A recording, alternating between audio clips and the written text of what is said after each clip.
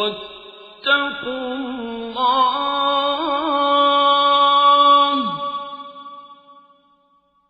إن الله شديد العقاب.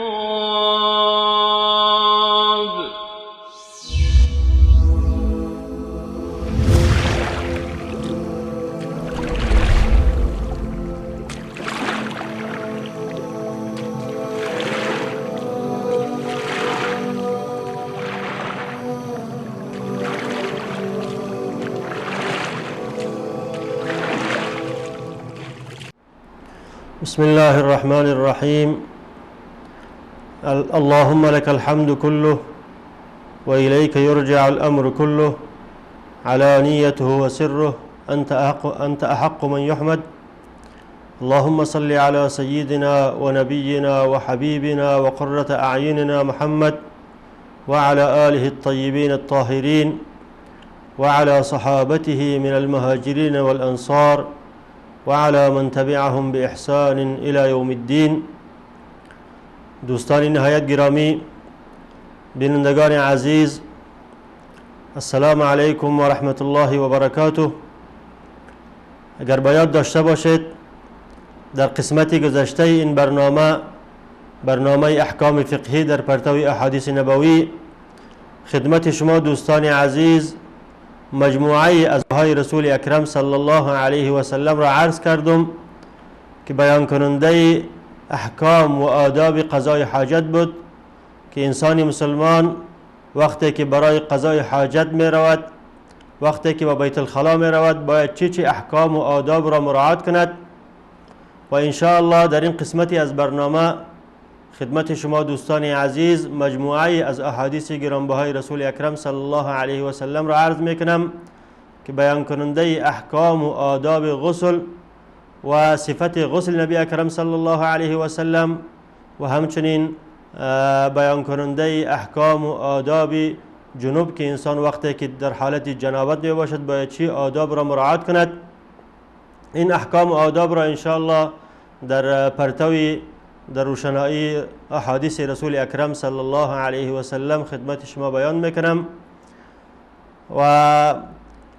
غسل دوستان عزیز گفته میشه افاضة الماء علی الجسم، ریختاندن آب بر بالای جسم را غسل گفته میشه. و این غسل در دین اسلام احیانا واجب می باشه و احیانا سنت و مستحب.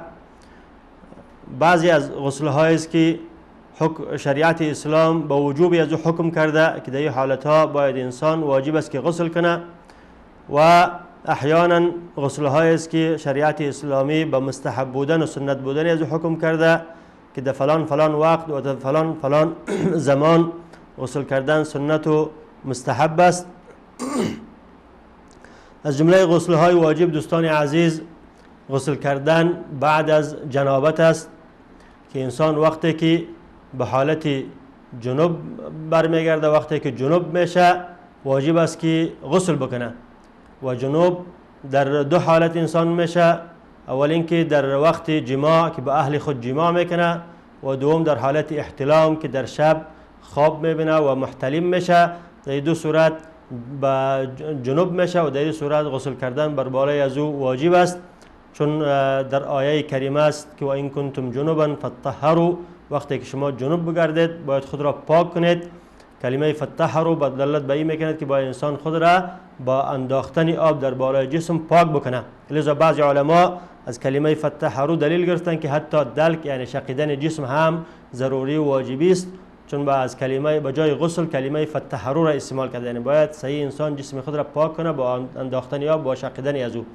لیکن اکثر علما نظرشون این است که فقط انداختن آب در بالای جسم واجب است، اما دلک یا شقیدن جسم واجب نیست، چون نصوص صریح در این باره وارد نشده.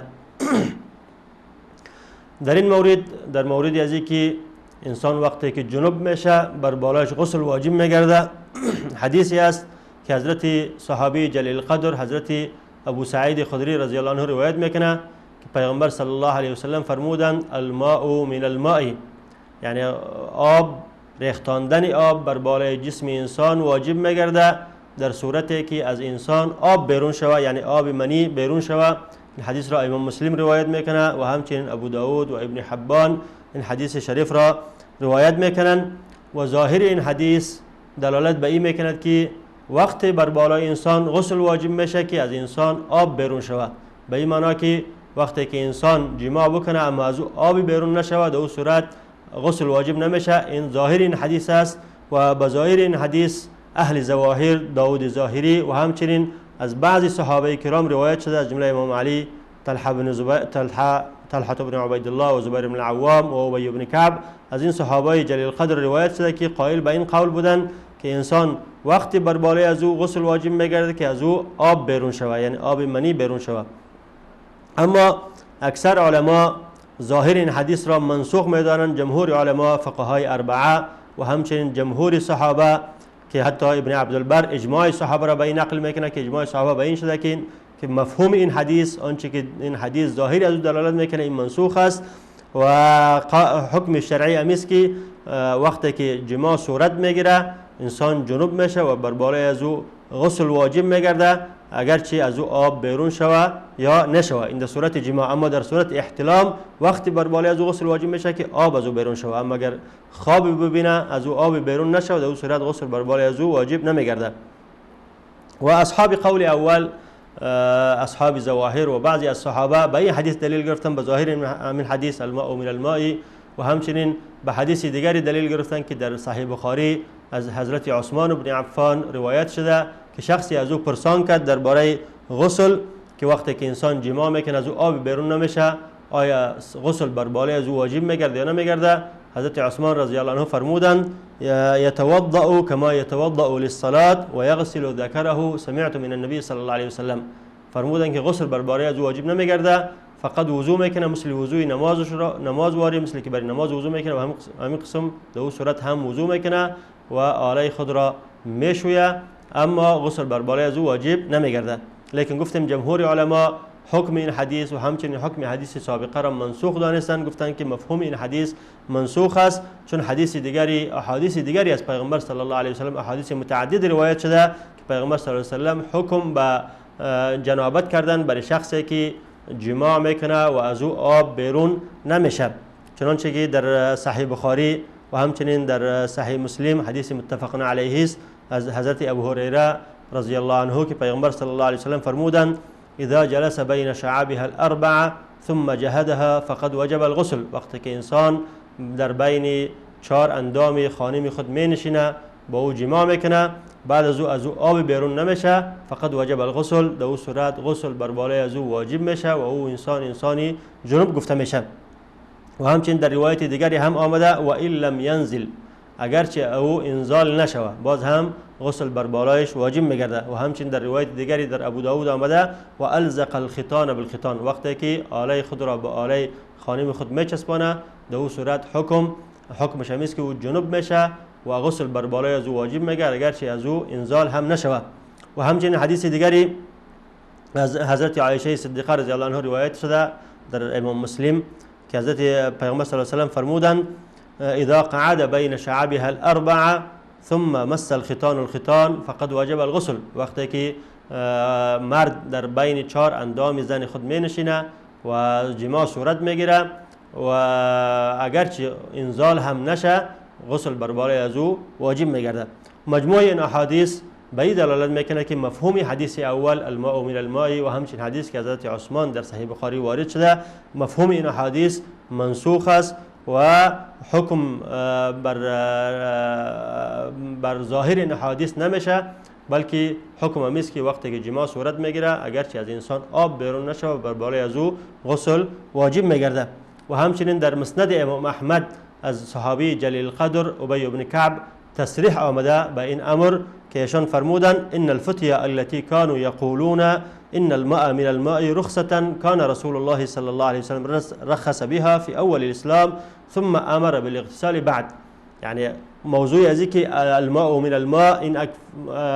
فتوایی بود که پیغمبر صلی الله علیه و سلم در ابتدای اسلام به این امر فتوا داده بودند، بعد از او این امر را منسوخ کردند و فتوایشان به این قرار گرفت که الامر بالاغتسال بعد از اینکه جماع صورت میگیره پیغمبر صلی الله علیه و سلم امر به اغتسال کردن اگرچه از انسان آب هم بیرون نشه. این حدیث صراحت به این داره که این امر در ابتدای اسلام بوده، همچنین حکمی، لیکن بعدا این حکم منسوخ گردیده و حکم به این قرار گرفته که وقتی که جماع صورت میگیره اگرچه انسان انزال نشه از او آب بیرون نشه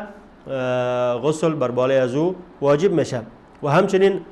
احادیثی که خدمت شما تقدیم کردم منطوق احادیث است. علما قاعده دارن که وقتی که تعارض بین منطوق و مفهوم میآید منطوق را مقدم بر مفهوم میکنن. یعنی حدیث الماء من الماء صراحتا دلالت به این نمیکنه که جماع غسل در صورت واجب میشه که از او آب بیرون شود به مجرد جماع غسل واجب نمیشه، لیکن مفهومش همه چیز دلالت میکنه. و اما احادیث دیگری نطق به این داره که وقتی که جماع صورت میگیره غسل واجب میشه. وقتی که تعارض بین منطوق و مفهوم بیا علما میگن که یقدم المنطوق علی المفهوم. منطوق حدیث احادیثی که منطوق است مقدم بر مفهوم میشه، لذا احادیثی که خدمت شما تقدیم کردم این مقدم است بر حدیث ابو سعید خدری و قول جمهور علما الصحابه و تابعین و فقهای اربعه و مسکی وقتی که جماع صورت میگیره اگرچه که انسان انزال نشه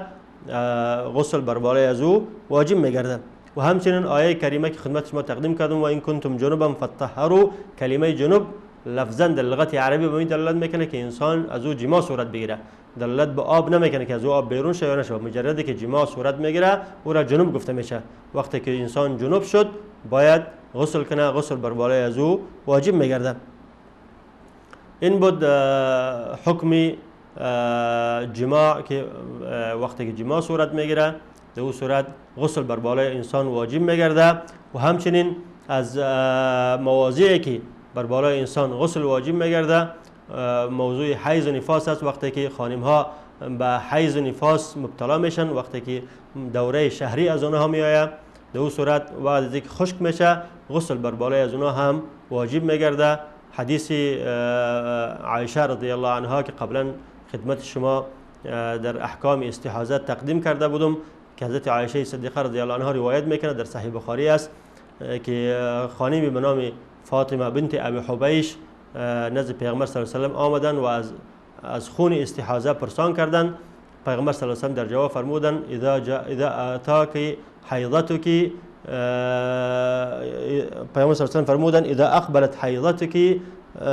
فدع الصلاه و اذا ادبرت فاغتسلی و صلی.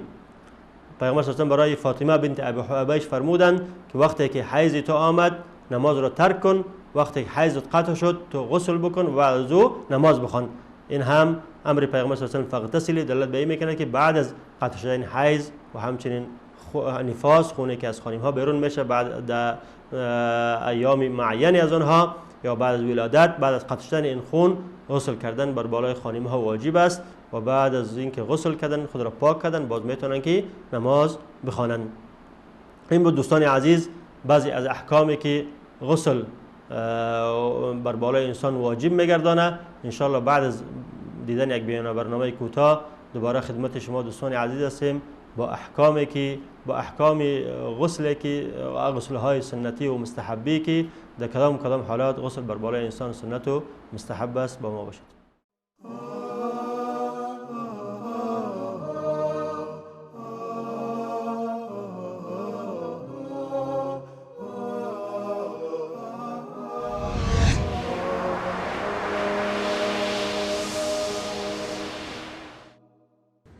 أيا لاهيا في دروب الحياة تسير الخطى في دجى الحيرة وتقضي الزمان بغير اعتبار رويدك أبصر من الغفلة ولا تاك يوما مع السادرين وتحيا بعيدا عن السنة ودع نزوة أو مكانا مريبا وحاذر أخي من الزلة وحاذر أخي من الزلة ولا تسترح للهوى برهة وعف فتسامى عن الشهوة ولا تتبع أي خلق مشين فتجني الملام مع الحسرة. فأنت الحري از ام المؤمنین عایشه صدیقه رضی الله عنها روایت شده که فرمودند هیچگاه رسول الله صلی الله علیه و آله و سلم به خاطر خودش از کسی که به او بدی روا داشته انتقام نگرفت مگر اینکه حقی از حقوق دینی نادیده گرفته میشد آنجا بود که برای دین الله انتقام می گرفت.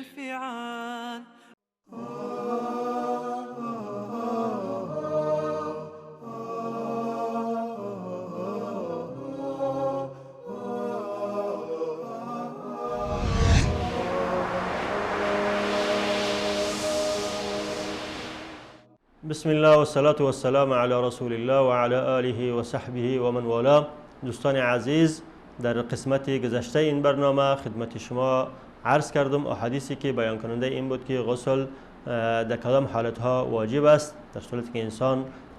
جنوب میشه و همچنین خانم ها وقتی که خونشان قطع میشه، خون حیضشان و یا نفاسشان، غسل بر بالای آنها واجب است. و از جمله مواضعی که غسل مختلف فیه بین علما اختلاف کردن که آره غسل واجب است یا واجب نیست، سنت است، این است که وقتی که کافر مسلمان میشه بعد از اسلام آوردنش آیا غسل بر بالای از واجب است یا واجب نیست. در این مورد حدیث امام بیهقی و ابن حبان و ابن منذر از حضرت ابو هریره رضی الله عنه روایت میکنه که ایشان فرمودند امر النبی صلی الله علیه وسلم ثمامة بن آثال ان یغتسل بعد اسلامه، که ثمامه بن آثال یکی از شخصیت هایی بود از قبیله بنی حنیفه که قصه اسلامش در صحیح بخاری وارد شده، حدیث 4372. قصه اسلامش میکنه که پیغمبر صلی الله علیه و سلم یک لشکری روان کرد به طرف بلاد نجد و در آنجا لشکر شخصی را به نام ثمامه بن آثال به اسارت گرفتند که از بزرگان بنو حنیفه بود. او را آوردن در داخل مسجد نبوی بسته کردن، در یک ستونهای مسجد نبوی 3 روز بسته بود. پیغمبر صلی الله علیه و سلم روز اول نزد از او آمد، اسلام را به او عرض کرد، او شخص قبول نکرد و از پیغمبر صلی الله علیه و سلم خواست که او را اعلا بده و روز دوم همچنان و روز سوم وقتی که اسلام را به او عرضه کرد او اسلام آورد، اسلام را قبول کرد و شهادت الله اله الا الله و ان محمد رسول الله را خواند. بعد از او گفت به پیغمبر صلی الله علیه و سلم والله ما كان على وجه الارض وجه ابغض من وجهك ولم يكن اليوم في وجه الارض وجه احب الي من وجهك. ای پیغمبر خدا، قبل از این روز، قبل از اینکه ما به شهادتین نطق کنم، هیچ رو صورتی بدتر از رو صورتی در نظر من نبود. الان بعد از اینکه ما شهادتین نطق کردم، هیچ وجهی، هیچ شکل و صورتی بهتر از شکل صورت مبارکه شما ای پیغمبر خدا نزد من نیست. و همچنین قبل از این نطق شهادتین هیچ دینی مبغوضتر، بدبینتر در نزد ما از دین اسلام نبود، لیکن بعد از اینکه ما نطق به شهادتین کردم، هیچ دینی امروز محبوبتر و بهتر در قلب من از دین اسلام کرده نیست. و همچنین قبل از اینکه من نطق به شهادت کنم، هیچ شهری از شهر تو که مبغوض نزد من نبود، لیکن الان هیچ شهری از شهر تو که شهر مدینه منوره است بهتر و خوبتر در قلب و در جای ما، در دل ما جای نگرفته است. همون بود که پیغمبر صلی الله علیه و آله حدیث قصه ازی در صحیح بخاری آمده، لیکن قصه ازی که این که پیغمبر صلی الله علیه و آله حکم به غسل کرده باشه این در صحیح بخاری وارد نشده. این قسمتی از این حدیث را امام بیهقی و ابن حبان روایت کردند که پیغمبر صلی الله علیه و آله با زور امر کرد که غسل کنند. لذا علما اختلاف نظر دارند. عده از علما از جمله امام احمد رحمت الله علیه به می حدیث ابو هریره که پیغمبر صلی الله علیه و آله حضرت ثمامه بن آثال امر به غسل کرد بعد اسلامش، به دلیل گرفتن و گفتن که غسل کردن بعد اسلام آوردن مطلقاً واجب است به هر صورتی که باشه، که انسان قبل از که مسلمان شوه در حالت جنوب باشه یا نباشه، به هر صورت وقتی که اسلام میاره واجب است درش که غسل کنه. و همچنین دلیل گرفتن به حدیث دیگری از صحابی جلیل القدر دیگری به نام قیس بن عاصم روایت شده که ایشان فرمودند اتیت رسول الله صلی الله علیه و سلم اريد الاسلام فامرني ان اغتسل بماء وسدر، که من نزد پیغمبر خدا رسول اکرم صلی الله علیه و سلم آمدم و میخواستم که اسلام بیارم. پیغمبر صلی الله علیه و آله را حکم کردن، به ما امر کردن که ما با آب و به سدر غسل کنم و این حدیث را هم اصحاب سنن و همچنین امام مالک روایت میکنه و این حدیث هم دلالت به این میکنه که انسان وقتی که میخواد که مسلمان شوه اول باید غسل بکنه، بعد او نطق و شهادتین بکنه. لذا امام احمد مذهب حنابلة به وجوب غسل بر بالای این شخص حکم کردن و امام شافعی رأیشون هم است که حکم استحبابی است، اگر غسل بکنه خوب است، اگر نکنه واجب نیست. و مذهب حنفی امام ابو حنیفه رحمت الله علیه رأیشان این است که اگر در حالت کافر بودنش این شخص جنوب بوده باشه باز بر بالایش غسل واجب است، چون کافرها در حالت جنابت هم غسل نمیکنن، لذا بر بالای از غسل واجب است. اما اگر جنوب نبوده باشه باز بر بالای از مستحب است اما واجب نیست. به هر صورت وقتی که انسان میخواد که ایمان بیاره، میخواد که مشرف به دین اسلام شوه، بهتر و سنت و مسنون امیست که اول باید غسل کنه، بعد از او نطق و شهادتین بکنه.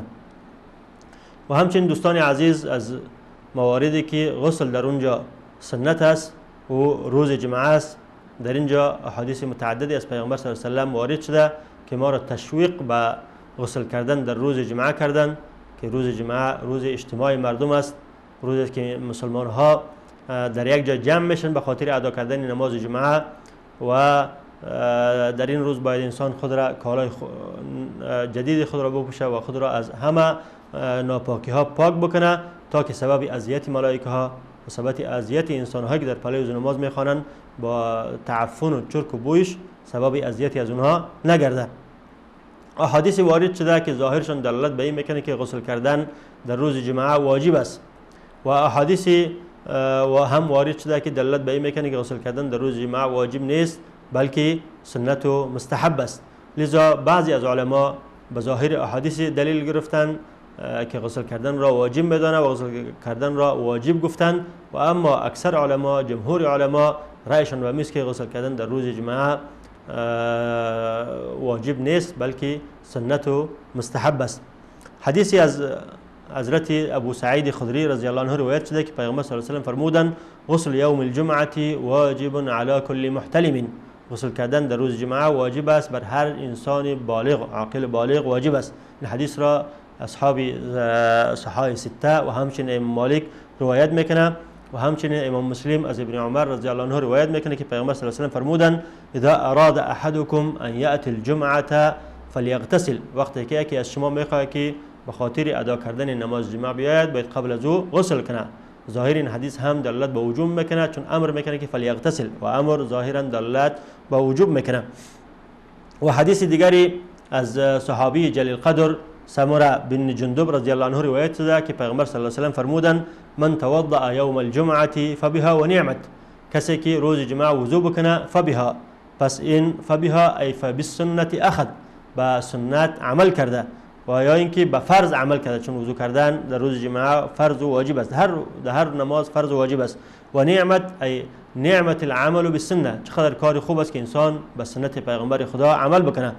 و من اغتسل فالغسل افضل، اما کسی که غسل کنه غسل کردن بهتر است. پس کسی که غسل با وضو بکنه به این معنا که هم به واجب عمل کرده و هم به سنت عمل کرده، این کار بهتر و خوب است و چقدر کار خوب است که انسان به سنت پیغمبر صلی الله علیه و آله عمل کنه. و اما کسی که فقط وضو میکنه او اخذ به واجب کرده و سنت را ترک کرده و اشکالی نداره. ظاهر این حدیث دلالت به این میکند که غسل کردن در روز جمعه سنت و مستحب است و واجب نیست، واجب فقط وضو کردن است. و این حدیث را هم اصحاب سنن ابن ماجه و سنن ترمذی و سنن ابو داود و سنن نسائی روایت میکنن و همچنین امام احمد را روایت میکنه و امام ترمذی حکم به حسن بودن این حدیث میکنه که این حدیث حدیثی حسن است، به درجه حسن رسیده است. و راوی این حدیث گفتیم سمره بن جندب است که از صحابیایی بود که در کوفه سکونت میکردن، از اهل کوفه شمرده میشدن و جمله حفاظ اهل کوفه بودن و در سال 59 هجری وفات کردند. و گفتم که عده از علما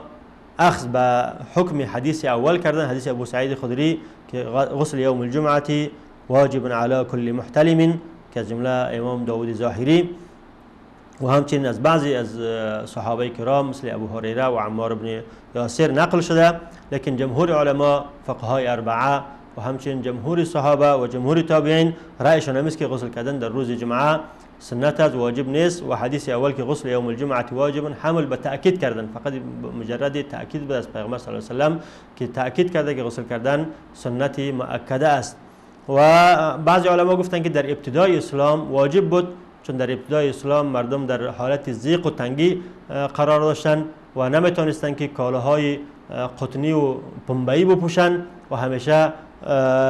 کالاهایشان از صوف بود، از پشم بود، زود بدبوی میشد. لذا پیغمبر صلی الله علیه و سلم آنها را حکم به این کرد که در روز جمعه لازم است که غسل بکنند تا که بدبویی که از اثر کالاهای پشمی پیدا میشه از بین بره. اما بعد از اینکه مسلمان ها توسعه پیدا کردند و مسلمان ها دسته هایشان باز شد، تانستند که به خود کالاهای قطنی یا پنبه‌ای جور کنند و بعد از او حکم منسوخ شد و حکم به می قرار گرفت که غسل کردن در روز جمعه سنت و مستحب است و واجب نیست. و همچنین از جمله احادیثی که دلالت به این میکنه که غسل کردن در روز جمعه سنت و مستحب است و واجب نیست، حدیثی است که از صحابی جلیل قدر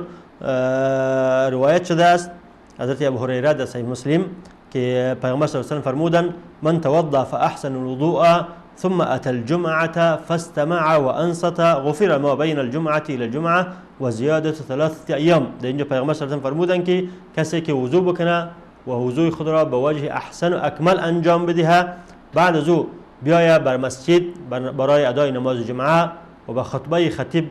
گوش بکنه، خداوند متعال گناهایی که در بین این جمعه و جمعه دیگه انجام داده این را هم میبخشه و بیشتر از این گناههای 3 روز دیگری از او را هم میبخشه. این حدیث دلالت به این میکنه که پیغمبر صلی الله علیه و سلم فقط وضو را در اینجا گفتن، ذکری از غسل نآوردن. فقط وضو بکنه و به نماز جمعه بیاید، خداوند گناههای از او را میبخشه در صورتی که نماز جمعه اشتراک کنه و به خطبه خطیب گوش بکنه. اینجا فقت پیغمبر صلی الله علیه و سلم وضو را ذکر کردن، غسل را ذکر نکردن، دلالت به این میکنه که غسل کردن امر واجب نیست بلکه امر مستحب و سنت است و لیکن درجهش به سنت مؤکده میرسه که